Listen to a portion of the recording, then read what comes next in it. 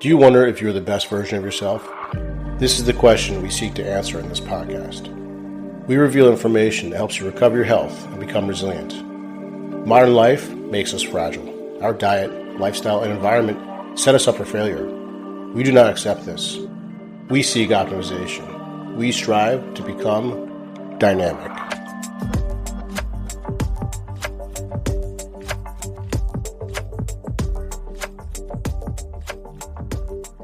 Hey, what's going on? Dr. Chris here. Today I want to talk about what I think is a pretty darn big topic, HPA Axis Dysfunction.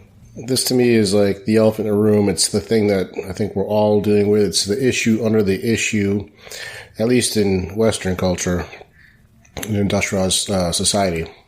In short, it's the stress response, and we all live very stressed lives. And I'm talking about stress on many different levels.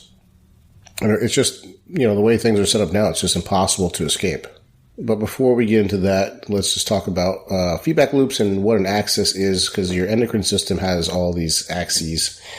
So a feedback loop is sort of the levers that the system will pull to make things happen. So, and hormones are the big levers, or the big instigators, we can call it.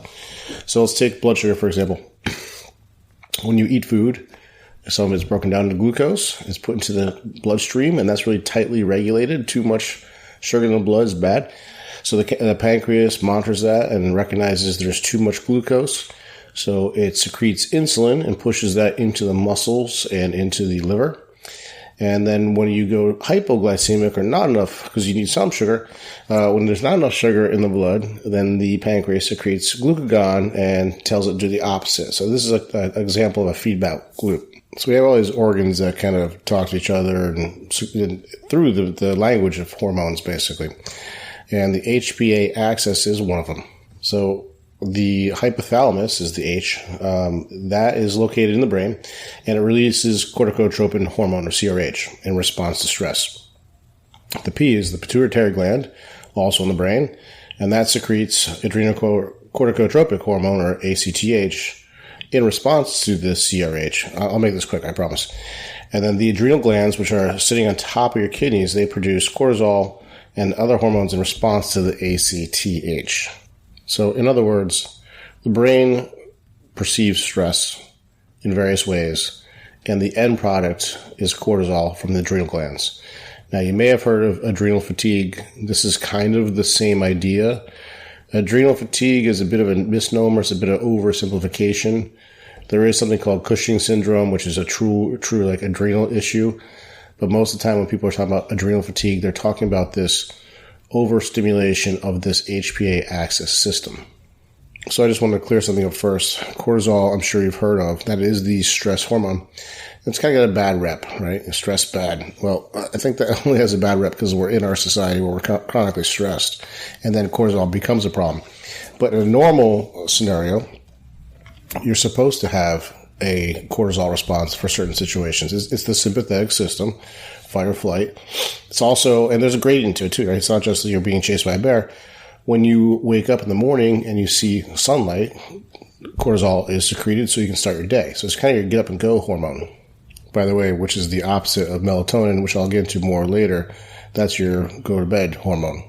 And just to reiterate, this is an appropriate response. We want to have this ability to do this, right? Because cortisol, what that does is it pumps sugar into the bloodstream, and sugar is a much faster, more readily available energy source than fats.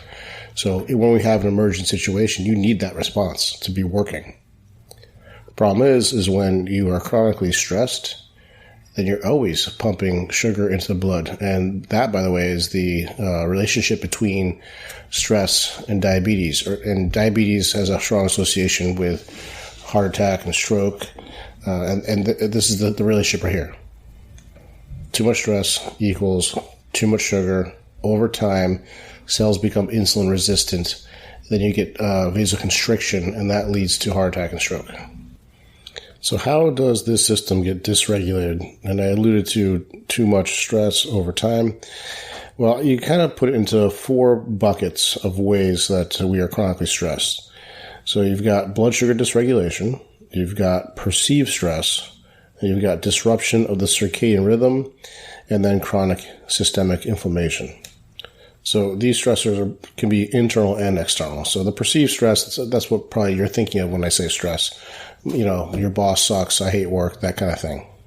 Chronic systemic inflammation, this could be a whole bunch of things, right? So this could be food sensitivities. This could be exposure to some sort of environmental toxin like mold, or maybe even dental amalgams. Or maybe you just eat a lot of sushi and you just have high levels of mercury. Blood sugar dysregulation is kind of at the root of most Western diseases, and most of us deal with this. So many of us have way too many processed simple carbs. And then the circadian rhythm one, this is one that's like somewhat easy to control, and I think is the low-hanging fruit. This is, waking up consistently at the same time. This is avoiding blue light at night, using blue light blocking glasses and filters in your phone, things like that. There's a lot of ways to control that. All right, so what happens when this system gets dysregulated? Well, I always liken this to having several cups of coffee a day, you become resistant, right? You can have, if you have 4 cups of coffee a day, 1 cup doesn't do anything to you. Your cells kind of respond the same way. You become sort of cortisol resistant. You basically, in a sense, it's like flatlining your cortisol. It doesn't do anything for you anymore. So let me just pull up a list of symptoms from ChatGPT. So symptoms of HPA Axis manifest through a variety of symptoms, including chronic fatigue, sleep disturbances, mood disorders, cognitive impairment, weight changes, digestive issues, immune dysfunction, low libido, blood sugar imbalances, muscle and joint pain, cardiovascular disease. Yes, because it's all the same thing. So basically, this starts to affect every system of your body, right? So if you can't have the appropriate stress response, that throws off your blood sugars, so that throws off your thyroid, that throws off all of your hormones, and then everything, basically the wheels fall off the bus from there. And I think we kind of fall into the situation of whack-a-mole, where we're just trying to squash every single symptom that comes up, where I think this is like kind of the biggest thing. If we address this stuff, and a lot of times this is the easier things to address, is the thing that no one really thinks about.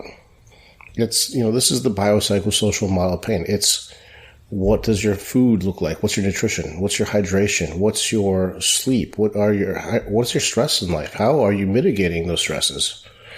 This is the biggest question that no one really answers, and they assume everything is like a mechanical pain, for example. It's like, well, okay, why don't you concentrate on your sleep first, your hydration, your nutrition, and see where that takes you first. Don't go rush off to surgery or medicine. If you don't have these things dialed in yet, why would you just go right to that? It could be this simple. It usually is. I tell a lot of my patients to simply track their pain levels and the hours they slept. That's, quantity and quality is a whole other conversation, but just simply hours slept and pain quality, and see if there's a correlation. It's usually a 1-to-1 ratio. The other thing tricky too with this is that it's kind of compounding, right? You kind of get into this sort of death spiral, right? So in other words, blood sugar dysregulation is a form of stress. That can spike the whole HPA axis, throw that into dysfunction, which will in turn, the cortisol keeps pumping, and then you just create more sugar, and then you become diabetic, and it goes down from there. All right, so with that wide variety of symptoms, how do you know that you have this? Well, first of all, do you even have to know? You could just try these simple things of cleaning up the sort of lifestyle choices. But there is something called a Dutch test. So you can do a cortisol test. There's also a cortisol awakening response test. That only captures cortisol, as a snapshot. That's the tricky thing with this. There's a diurnal pattern to cortisol. So as I said earlier, when the sun hits your eyes, cortisol spikes, right? And then it sort of descends slowly through the day. You get a little bit of a bump in the afternoon, and then it descends so you can fall asleep. That's the normal pattern. So to get a true sense of your diurnal pattern of cortisol, you have to do a Dutch test, which is like peeing on a stick 4 times a day. But again, you don't necessarily have to do this test. You can just focus on sleep, nutrition, the right amount of movement, stress. The stress component too kind of seems tricky, and I've talked about this in several podcasts before. But you might feel like you can't control the stress in your life, but I bet you there's a lot of things you can do that you don't even realize. For example, don't get into internet debates. Just avoid that. That is a stress that is not necessary. If the news stresses you out, don't watch the news. Why do you have to watch the news? I get you want to know what's going on in the world, but if it's affecting your health, is it worth it? Then the things that you don't really have control over, maybe like a relationship stress, make a plan around it. Or financial stress, make a plan. Those things, even just coming up with a plan of how you're going to deal with something can take a lot of that stress off. It can seem daunting, I know. I've dealt with it too. But I'm going to attach a link to a PDF, which is just a kind of like a cheat sheet of how to mitigate stress. So that's that. That's HPA Axis Dysfunction in a nutshell. I try to do my best to summarize this. Again, this is a huge topic. I read an entire book just on this one topic alone, and I really do think it's at the heart of basically everything that we deal with. So if you feel like you need help with this, reach out to us. We're prepared to help you.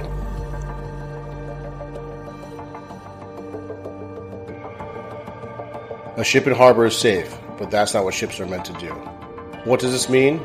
It means exposing yourself to difficult situations so you become resilient. If you need help building resilience, check out our flagship program called Physiologic Flexibility.